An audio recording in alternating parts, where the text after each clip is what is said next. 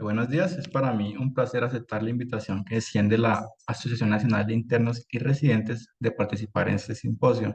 Nos corresponde hablar de las razones de oxigenación en urgencias. Existen diferentes motivos por el cual se indica oxigenoterapia en los diferentes ámbitos asistenciales. Puede ser por hipoxemia manifiesta, por indicación como medida profiláctica o como motivo de disnea o dificultad respiratoria. Realmente de las condiciones que vemos aquí, la única que tiene validez es la uso de oxigenoterapia para corrección de la hipoxemia, un trastorno de oxigenación, puesto que utilizar oxigenoterapia como medida profiláctica en un paciente con riesgo de hipoxemia o como disnea y dificultad respiratoria sin oxigenación no tiene una indicación que sea correctamente válida. El oxígeno participa de forma directa en la síntesis de energía. Las diferentes fuentes, azúcares, ácidos grasos y proteínas, ingresan a la mitocondria y ésta se encarga de transformarlas en la principal moneda de intercambio energético, que es el ATP, produciendo CO2, agua con participación directa del oxígeno. Si hacemos un zoom sobre la imagen, lo que tenemos es el ciclo de Krebs, donde participan de forma principal los hidratos de carbono. Entonces tenemos que este se encarga de transformarlos en FADH y en NADH, y estos participan en la cadena transportadora de electrones produciendo ATP. Vemos aquí que el aceptor final de esa cadena transportadora de electrones va a ser el oxígeno. Entonces, la forma más eficiente que tenemos en el sistema para producir ATP, para producir energía, es a través de la respiración aerobia. Los sistemas de respiración anaerobia son altamente ineficientes y pueden llevar a un desbalance entre el aporte y el consumo de oxígeno o energía, y esto a su vez verse afectado en los diferentes órganos y sistemas.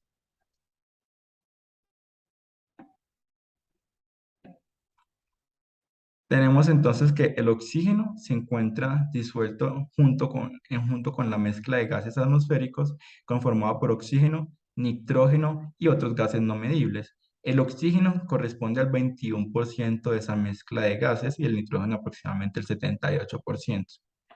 Esa mezcla de gases atmosféricos genera una presión, que es la presión atmosférica, y esa presión varía en función sobre la altura a nivel del mar.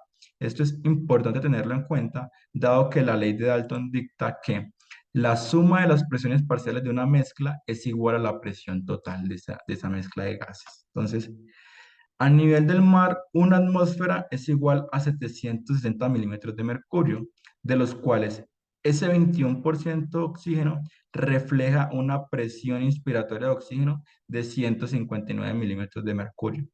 Si ponemos, por ejemplo, Bogotá, situada aproximadamente 2.500 metros sobre el nivel del mar, genera un cambio de la presión atmosférica a 560 milímetros de mercurio, y esto genera un descenso de la presión inspiratoria de oxígeno a 117 milímetros de mercurio. Por eso entendemos, por ejemplo, en condiciones de altura extrema, como puede ser la parte más alta del monte Everest, pueden generar presiones inspiratorias de oxígeno tan bajas como 60 milímetros de mercurio, y esto a su vez lleva a condiciones de hipoxemia hipovárica.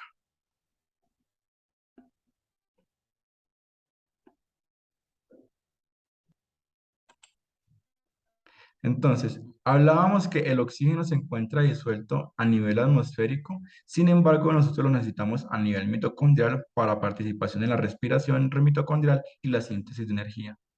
Los organismos han diseñado diferentes estrategias para hacer ese transporte de gases. Una estrategia es sistemas convectivos. Tenemos básicamente el sistema convectivo respiratorio y el sistema de convección cardiovascular. Entonces, cuando hablamos de ventilación, simplemente estamos hablando de ese movimiento convectivo del aire desde la atmósfera hacia los alvéolos y de los alvéolos hacia la atmósfera. Una vez que se pone en contacto el gas atmosférico con la membrana alveolo-capilar, esto favorece el intercambio de oxígeno hacia el sistema circulatorio y el sistema circulatorio hacia la membrana, hacia el gas alveolar, y permitir el transporte de dióxido de carbono hacia el sistema atmosférico, hacia el gas atmosférico. El oxígeno se encuentra principalmente unido a la hemoglobina. Sin embargo, el oxígeno que participa de forma directa en las funciones de respiración mitocondrial es el oxígeno que se encuentra libre, y es de hecho el oxígeno que genera la presión arterial de oxígeno. Entonces, Cuando hablamos de ventilación, hablamos del movimiento del aire a través del sistema, mientras que cuando hablamos de respiración, estamos hablando de la síntesis de energía mediada por oxígeno a nivel mitocondrial.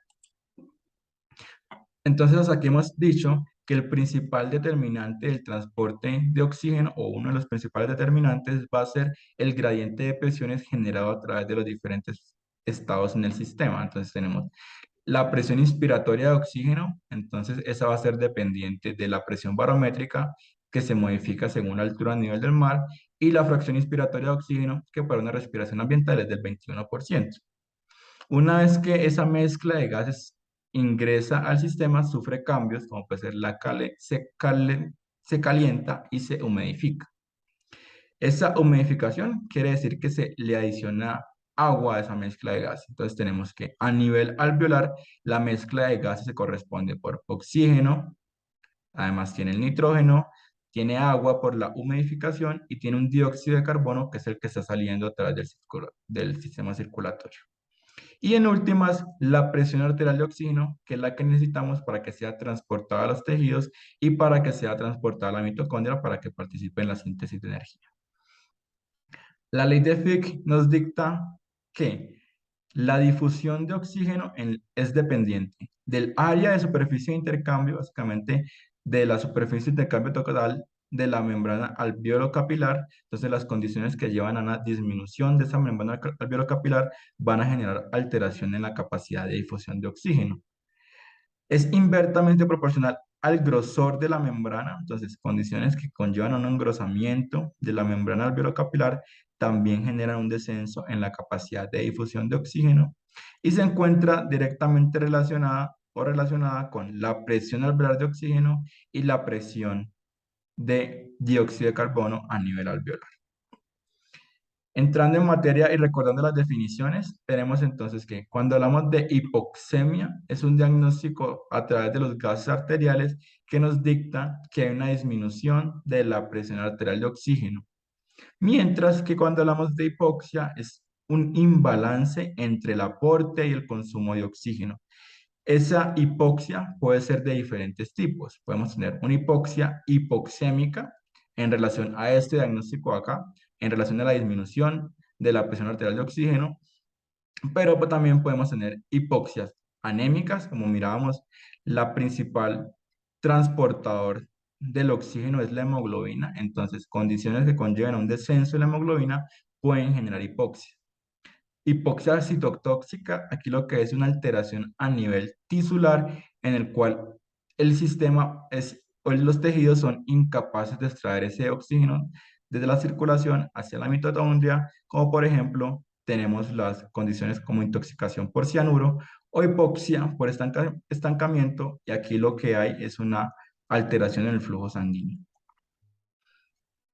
Hablando solamente de hipoxemia, condiciones que conllevan a una disminución de la presión arterial de oxígeno, tenemos 5 tipos. Tenemos hipoxemia por disminución de la presión inspiratoria de oxígeno, hipoxemia por hipoventilación, hipoxemia por alteración en la ventilación, perfusión, espacio muerto o shunt, o hipoxemia por alteraciones en la difusión. Yéndonos en detalle a cada uno de estos, entonces, disminución de la presión inspiratoria de oxígeno puede ser el ejemplo que mirábamos, la hipoxemia hipobárica en relación al cambio sobre el nivel del mar, o una alteración en la mezcla de gases inspirados. Tenemos disminución de la FIO2 por consumo. Esto se puede dar en escenarios como pueden ser en incendios o personas que se encuentran encerradas, como por ejemplo en ascensores, se consumen la FIO2 y eso disminuye la presión inspiratoria de oxígeno. O una alteración iatrogénica dada por una mala mezcla de gases medicinales en escenarios hospitalarios.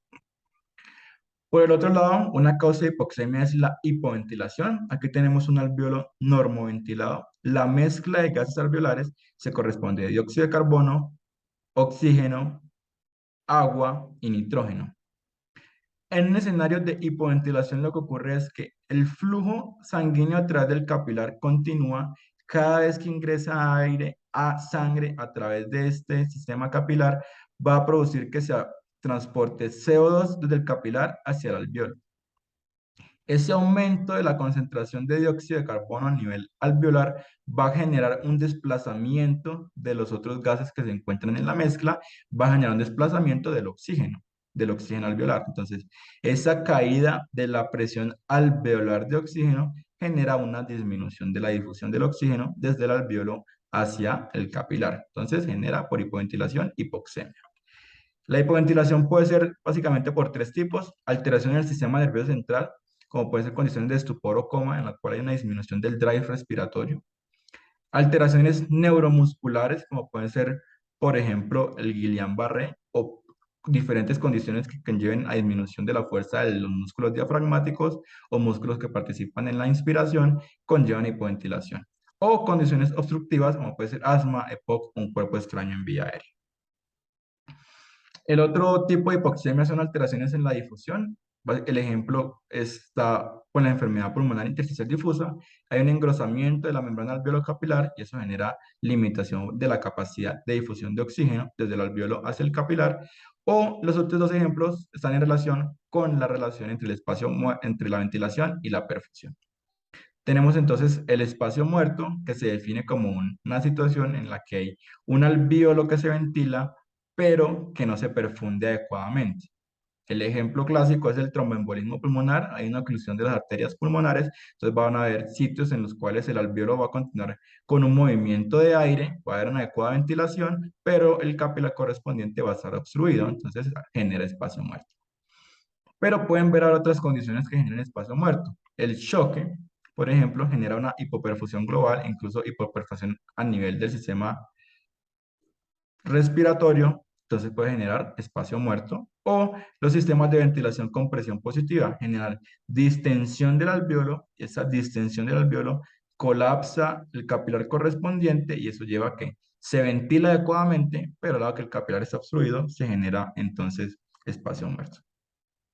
El shunt es todo lo contrario. Entonces tenemos una unidad que se encuentra adecuadamente perfundida, pero el alvéolo no se encuentra adecuadamente ventilado. Entonces, todas las condiciones que lleven a ocupación alveolar generan shunt. Entonces, la neumonía, el SRA, hemorragia alveolar o las atelectasias generan unidades que no están adecuadamente ventiladas, pero que están adecuadamente perfundidas. Entonces, ya entrando más en materia, tenemos entonces que la definición de hipoxemia está en relación con un diagnóstico con el descenso de la presión arterial de oxígeno. Es importante recordar que esa medición de los gases arteriales varía en función sobre el nivel del mar. Por ejemplo, al nivel del mar, la presión alveolar de oxígeno corresponde entre 80 y 100 milímetros de mercurio, mientras que en Bogotá desciende hasta 65 75 milímetros de mercurio aproximadamente.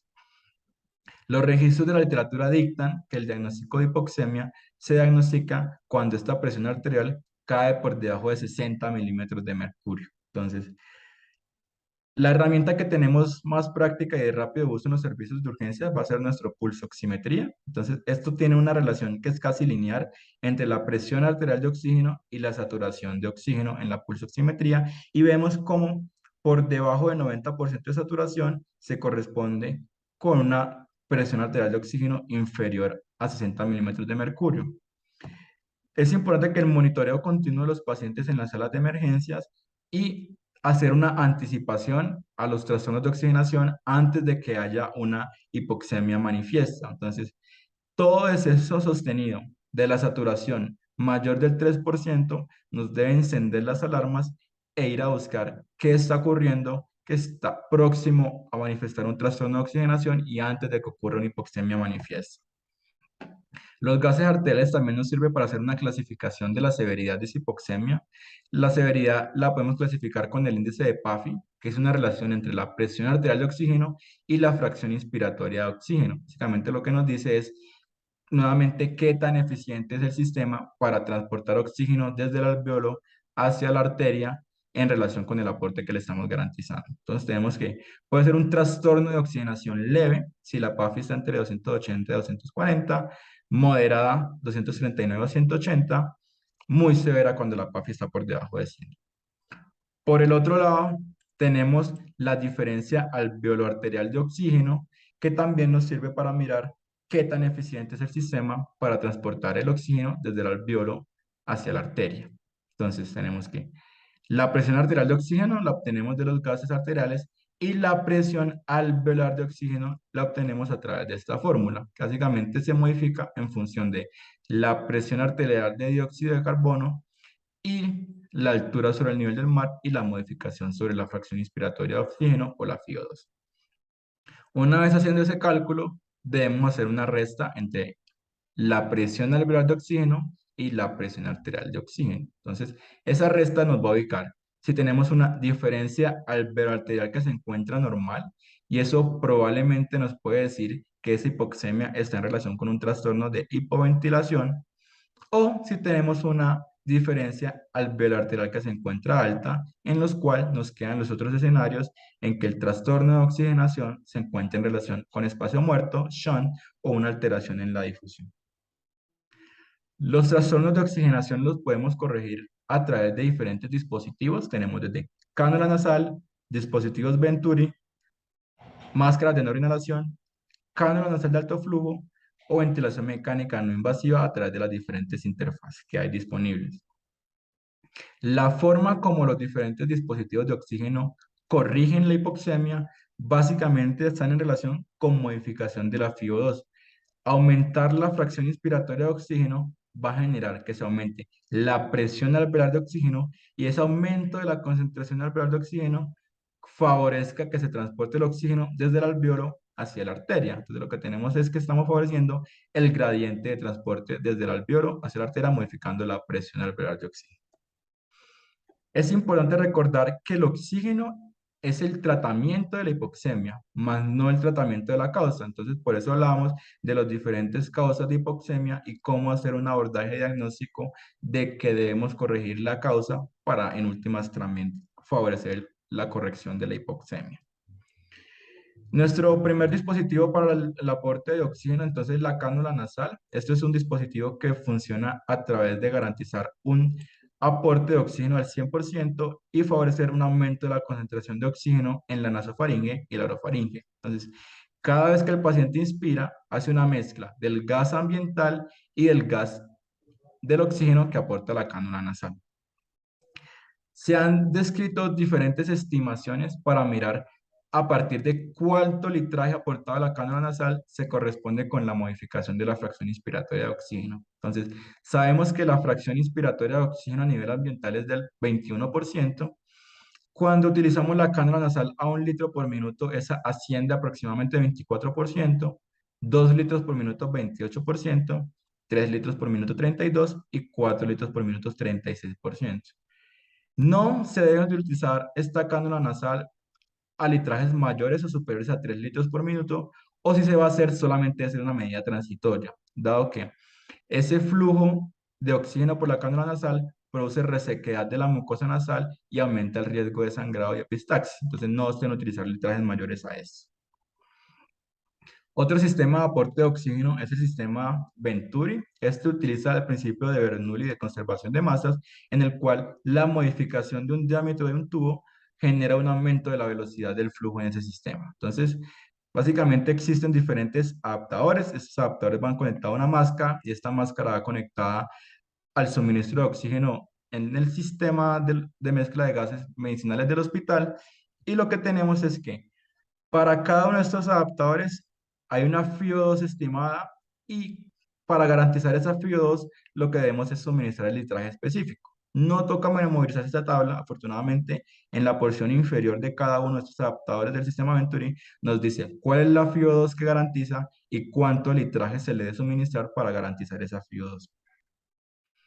Por el otro lado tenemos la máscara de no reinhalación. Para que esta máscara funcione, debe tener dos sistemas que estén adecuadamente posicionados. Uno es la reservorio y otro son las válvulas de exhalación. Entonces tenemos que la máscara va a ir conectada aquí a la manguera que va a conectar al suministro de oxígeno, y esa va entonces, ingresa el oxígeno con una FiO2 del 100%, garantiza que el reservorio se llene totalmente de ese oxígeno, y cada vez que el paciente produce una inhalación, en teoría produce una inhalación que es del 100%, dado que aquí solamente existe oxígeno. Y la exhalación, ese dióxido de carbono que sale por través de las válvulas de exhalación. Entonces, cada que inspira en teoría lo que es oxígeno puro. Entonces, La estimación de la FIO2 aportada de una máscara de no reinhalación es cercana al 100%. Sin embargo, esto varía, dado que la máscara no puede estar totalmente adosada a la cara del paciente. Cuando se produce la primera expiración, de igual forma va a salir dióxido de carbono que estaba previamente mezclado en los gases alveolares, y también la mezcla de gases que se encuentran en el espacio muerto anatómico de los pacientes. Es más o menos una estimación, y se han hecho diferentes modificaciones para saber con cuánto litraje, cuánta FIO2 se garantiza con este dispositivo. Si la FIO2, si el litraje que le ponemos a la máscara de no inhalación es de entre 10 y 15 litros por minuto, más o menos podemos aproximar que la FIO2 es de aproximadamente 90 a 100%, siempre y cuando tenga el reservorio y siempre y cuando las válvulas de exhalación estén funcionando. Tenemos entonces que para corregir los trastornos de oxigenación debemos conocer, uno, el estado clínico del paciente; dos, el estado y el nivel de conciencia; y si esto está bien, no es un paciente que está críticamente enfermo y es un paciente que está alerta, podemos hacer una titulación pausada de la oxigenoterapia, partiendo desde cánula nasal, titular hasta los diferentes litrajes y utilizar los otros sistemas. Si la cánula nasal no garantiza la saturación meta, cambiar a una máscara simple, cambiar a ese sistema Venturi o cambiarse a una máscara de no reinhalación. La monitorización de la pulsoximetría la podemos realizar la monitorización a través de un sistema de pulsoximetría. Nos sirve para mirar qué tan eficiente estamos siendo con la corrección del trastorno de oxigenación. Como mirábamos, hay una relación directa entre la pulsoximetría y la presión arterial de oxígeno. Sin embargo, es importante tener en cuenta que existen limitaciones para su uso. Las condiciones que generan hipotensión, hipotermia, choque o desaturaciones rápidas generan que esta medida de pulsoximetría no sea tan eficiente. Tiene un tiempo de más o menos para adaptarse a esos cambios de entre 3 y 5 minutos. Entonces vamos a tener como esa latencia en que no sabemos cuál es la verdadera saturación del paciente, y realmente es algo ineficiente cuando la saturación cae por debajo del 70%. Si tenemos esas condiciones, tal vez debemos ser más precavidos en la confianza que nos da ese registro de pulso oximetría. Por el otro lado tenemos los gases arteriales. Nos sirve para hacer el diagnóstico de hipoxemia y también nos sirve para hacer un seguimiento del CO2, valorar el equilibrio ácido-base, tanto ácido respiratoria como metabólica, y esto es particularmente útil en los escenarios de riesgo de hipercapnia y riesgo de cetoacidosis diabética. Entonces, cuando vayamos a corregir la oxigenoterapia, debemos conocer los escenarios especiales: paciente críticamente enfermo, paciente con riesgo de hipercapnia y los otros escenarios particulares. Cuando hablamos de paciente críticamente enfermo, nos estamos refiriendo a aquel que se encuentra en estado de choque, aquel que está convulsionando, traumatismo craneoencefálico severo, intoxicación por monóxido de carbono o estado de parada cardíaca o estado postparo. Una vez que documentamos cualquiera de estos escenarios, nuestra tarea es garantizar la mejor saturación posible con el mejor sistema que se encuentre posible. Puede ser una máscara de no reinhalación a 15 litros por minuto si el nivel de conciencia lo permite. Si es un paciente que tiene un nivel de conciencia alterado, que se encuentra estuproso o en coma, debemos considerar rápidamente garantizar la intubación orotraqueal. Por el otro lado, tenemos las condiciones que se genera un riesgo de hipercapnia. Digamos que el ejemplo prototipo es el paciente con enfermedad pulmonar obstructiva crónica. Esos pacientes que se presentan con hipoxemia y tienen riesgo de hipercapnia, una vez que se les corrige la hipoxemia, pueden generar una disminución del drive respiratorio y pueden generar hipoventilación, y eso conlleva riesgo de hipercapnia. Por el otro lado, puede modificarse una vez que se garantiza aporte de oxígeno. Se va a hacer una modificación de esa vasoconstricción hipóxica, que en teoría era un sistema protector, pero cuando se garantiza nuevamente aporte de oxígeno, se corrige esa vasoconstricción hipóxica, nuevamente empieza a haber flujo en este sistema capilar que estaba previamente cerrado, pero este alveolo permanece enfermo. Entonces va a haber un aumento del flujo que no se corresponde con una adecuada ventilación alveolar, y eso puede generar alteraciones en la ventilación-perfusión, generar espacio muerto.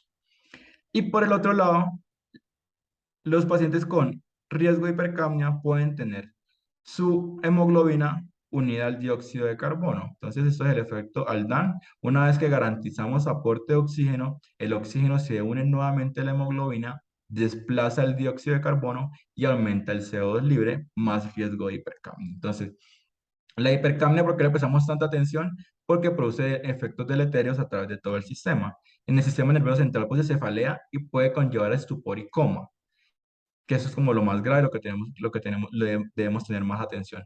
También el sistema pulmonar aumenta la resistencia vascular pulmonar, en el sistema cardiovascular disminuye la contractilidad y aumenta el riesgo de lesiones renal aguda. Entonces, es importante tener todo eso en cuenta cuando tratamos a un paciente con hipoxemia y riesgo de hipercamio. Y lo otro es que también tiene mayor riesgo de realizar hipoxemia de rebote. Entonces, si tenemos un paciente con riesgo de hipercamia, no vamos a hacer una suspensión súbita de la oxigenoterapia porque puede hacer hipoxemia de rebote.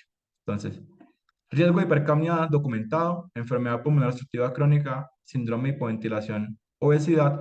Nuestra meta de saturación va a estar en relación entre 88 y 90% y no más de ello para tratar de disminuir los diferentes factores que conllevan a que se aumente el dióxido de carbono.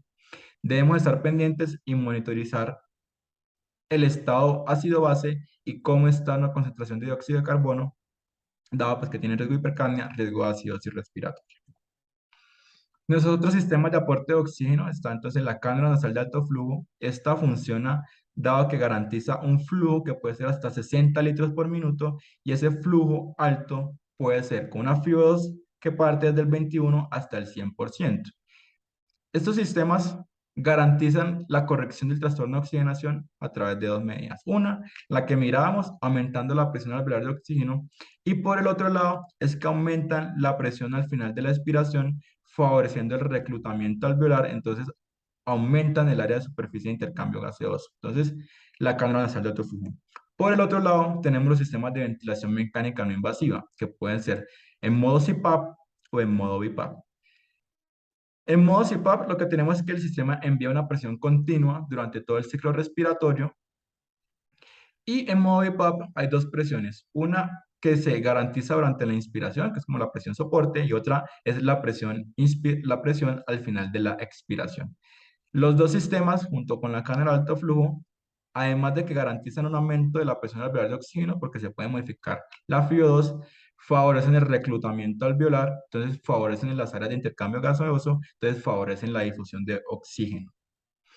Cada vez hay más indicaciones para uso de estos sistemas en los diferentes escenarios de práctica clínica. Digamos que la cánula nasal de alto flujo en el servicio de urgencias tiene una recomendación por guías que es fuerte para uso de falla respiratoria hipoxémica, para prevenir el riesgo o para disminuir el riesgo de progresión de la falla ventilatoria y disminuir el riesgo de ventilación mecánica invasiva. Por el otro lado, la ventilación mecánica no invasiva a través de las diferentes interfaces también tiene cada vez más indicaciones. Pero digamos que recomendaciones fuertes para el uso en el servicio de urgencia son exacerbaciones de POC, edema agudo de pulmón en relación con falla cardíaca y neumonía en paciente inmunocomprometido. En esos tres escenarios que aparecen aquí, es una recomendación fuerte para su uso para prevenir el riesgo de intubación. El otro escenario especial, toca hablar cada que hablemos de trastornos de oxigenación, es el escenario del COVID moderado severo, infección por SARS-CoV-2. No se modifique mucho lo que hemos hablado, aquí lo que toca tener en cuenta es cuáles dispositivos generan riesgo de aerolización para disminuir la contaminación tanto de los otros pacientes como del personal asistencial. Tenemos entonces que la cánula nasal, de cánula nasal, no deberíamos utilizar el sistema Venturi, dado que es un sistema de alto flujo, pero es un sistema abierto, genera mayor riesgo de aerolización. Podríamos pasar a una máscara simple o una máscara de no reinhalación y modificar el litraje. De los sistemas de ventilación no invasiva tenemos la cánula nasal de alto flujo, se puede utilizar en estos pacientes, es una falla respiratoria hipoxémica, la podemos utilizar y podemos pasar a la ventilación mecánica invasiva. Los sistemas de ventilación mecánica no invasiva, si se van a utilizar, debemos utilizar una interfaz que disminuya el riesgo de aerolización, como puede ser un total face o un helmet, que el paciente se encuentra ahí con la máscara totalmente adosada a la cara y disminuye el riesgo de aerolización. Lo otro que cambia es que en este escenario podemos utilizar la pronación, de hecho la podemos utilizar en los diferentes escenarios de la condición de la enfermedad, desde la condición moderada hasta la condición severa, y eso es como vemos en general lo que puede cambiar en el paciente con COVID severo. Es importante siempre tener en cuenta cuando tenemos un paciente con un trastorno de la oxigenación que se puede empeorar y que puede requerir un aseguramiento de la vía aérea y ventilación mecánica invasiva. Entonces, debemos anticiparnos a los escenarios de vía aérea difícil. Entonces, en los servicios de urgencias puede ser difícil aplicar las diferentes escalas para predecir esta vía aérea, digamos que es un score que es bastante útil, un signo clínico que es bastante útil y que es relativamente sencillo de realizar, como es el upper lip test, ¿vale? Que consiste en pedir al paciente que haga una mordida sobre el labio superior. Los upper lip clase 2, como este aquí, o clase 3, es el mejor signo clínico para predecir una vía aérea difícil, y si encontramos este signo clínico, entonces es necesario pedir ayuda a una persona que tenga mayor expertise en el manejo de la vía aérea, porque estamos anticipando una condición de vía aérea difícil. Existen otros algoritmos, otras mnemotecnias, como es el score, el Lemon, realmente aparece aquí, para mirar externamente qué condiciones la predicen, mirar si el paciente es un paciente obeso, si tiene barba, si el paciente es un paciente déntule, mirar la relación 3-3-2, el Malampati, la movilidad del cuello. Y el score de Wilson, que realmente no es para que no lo sepamos, sí, pero sí para saber que existe y que se puede aplicar para predecir escenarios de vía aérea difícil.